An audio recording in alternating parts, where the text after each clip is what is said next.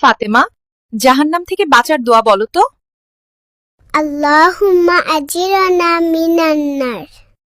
ফাতেমা, আমরা রোজ 5 ওয়াক্ত নামাজ কেন পড়ি? আল্লাহর কথা মনে রাখতে আর ভালো মানুষ হতে। ফাতেমা, কারা আল্লাহর প্রিয় বান্দা? যারা নামাজ পড়ে, ভালো কাজ করে, মা বাবার কথা শোনে। ফাতেমা, নামাজ কি?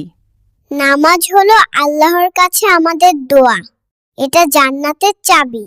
সত্য বললে মানুষ রাগ করবে, কিন্তু আল্লাহ খুশি থাকবেন।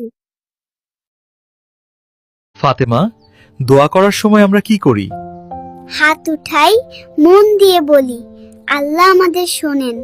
ফাতিমা, এই বিশাল সূর্যটি কার হুকুমে অস্ত যায়? আম্মু, এই বিশাল সূর্যটি আল্লাহর হুকুমে অস্ত যায়। ফাহিম, তুমি কালিমা তৈয়বা বলতে পারো? লা ইলাহা ইল্লাল্লাহু মুহাম্মাদুর রাসূলুল্লাহ। বন্ধুরা, আমি এখন মাদ্রাসায় যাচ্ছি। মাদ্রাসায় আমি হুজুরদের সব কথা মনোযোগ দিয়ে শুনি।